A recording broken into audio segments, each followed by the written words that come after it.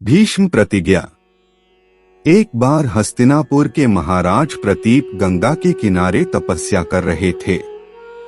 उनके रूप सौंदर्य से मोहित होकर देवी गंगा उनकी दाहिनी जांघ पर आकर बैठ गईं।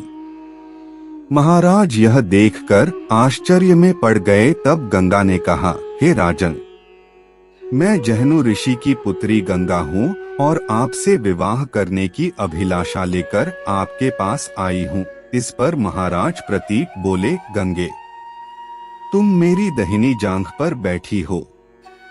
पत्नी को तो वामांगी होना चाहिए, दाहिनी जांघ तो पुत्र का प्रतीक है। आठ मैं तुम्हें अपने पुत्रवधू के रूप में स्वीकार करता हूँ। यह सुनकर गंगा वहाँ से चली गईं।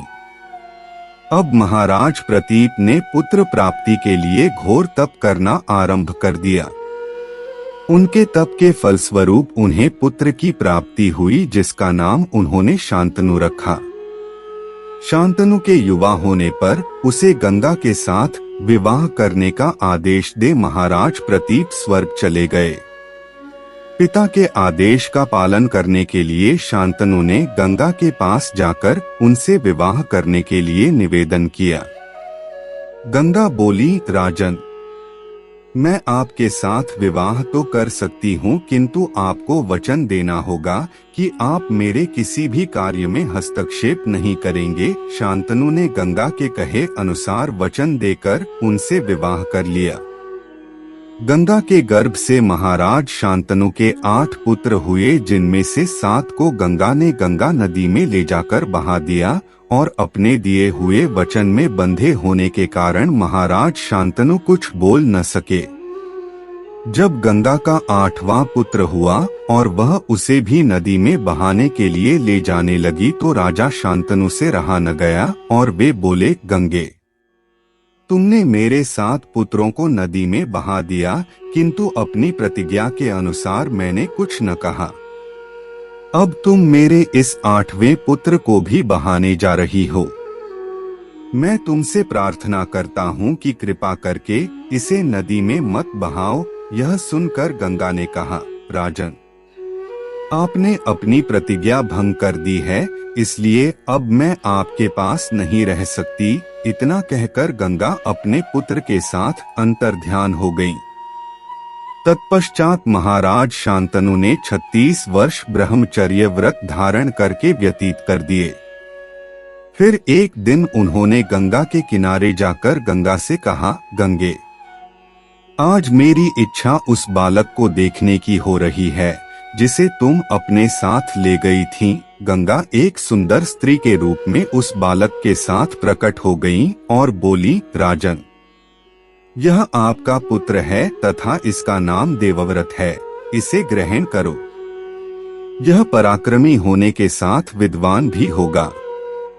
अस्त्र विद्या में यह परशुराम के समान होगा। महाराज शांतनु अपने पुत्र देवव्रत को पाकर अत्यंत प्रसन्न हुए और उसे अपने साथ हस्तिनापुर लाकर युवराज घोषित कर दिया। एक दिन महाराज शांतनु यमुना के तट पर घूम रहे थे कि उन्हें नदी में नाव चलाते हुए एक सुंदर कन्या दृष्टिगत हुई। उसके अंग अंग से सुगंध निकल रही थी। महाराज ने उस कन्या से पूछा, हे देवी, तुम कौन हो? कन्या ने बताया, महाराज, मेरा नाम सत्यवती है और मैं निषाद कन्या हूँ। महाराज उसके रूप यौवन पर रीझ कर तत्काल उसके पिता के पास पहुँचे और सत्यवती के साथ अपने विवाह का प्रस्ताव किया। इस पर धीम्बर निषाद बोला, राजन, मुझे अपनी कन्या का आपके साथ विवाह करने में कोई आपत्ति नहीं है, परंतु आपको मेरी कन्या के गर्भ से उत्पन्न पुत्र को ही अपने राज्य का उत्तराधिकारी बनाना होगा। निषाद के इन वचनों को सुनकर महाराज शांतनु चुपचाप हस्तिनापुर लौट आए। सत्यवती के वियोग में महाराज शांतनु व्याकुल रहने लगे। उनका शरीर दुर्बल होने लगा। महाराज की इस दशा को देखकर देवव्रत को बड़ी चिंता हुई। जब उन्हें मंत्रियों के द्वारा पिता की इस प्रकार की दशा होने का कारण ज्ञात हुआ तो वे तत्काल समस्त मंत्रियों के साथ निषाद के घर जा पहुँचे और उन्होंने निषाद से कहा, हे निषाद, आप सहर्ष अपनी पुत्री सत्यवती का विवाह मेरे पिता शांतनु के साथ कर दें। मैं आपको वचन देता हूँ कि आपकी पुत्री के गर्भ से जो बालक जन्म लेगा वही राज्य का उत्तराधिकारी होगा। कालांतर में मेरी कोई संतान आपकी पुत्री के संतान का अधिकार छीन न पाए, इस कारण से मैं प्रतिज्ञा करता हूँ कि मैं आजन्म अविवाहित रहूंगा। उनकी इस प्रतिज्ञा को सुनकर निषाद ने हाथ जोड़कर कहा, हे देवव्रत, आपकी यह प्रतिज्ञा अभूतपूर्व है। इतना कहकर निषाद ने तत्काल अपनी पुत्री सत्यवती को देवव्रत तथा उनके मंत्रियों के साथ हस्तिनापुर भेज दिया। देवव्रत ने अपनी माता सत्यवती को लाकर अपने पिता शांतनु को सौंप दिया।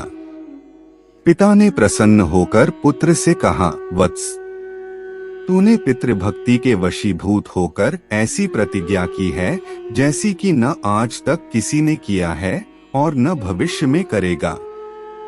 मैं तुझे वरदान देता हूँ कि तेरी मृत्यु तेरी इच्छा से ही होगी।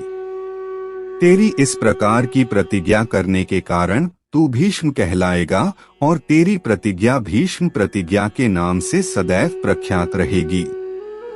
गंगा ने स्वयं का परिचय जहनु ऋषि की पुत्री के रूप में दिया, जबकि वे हिमालय पुत्री थीं।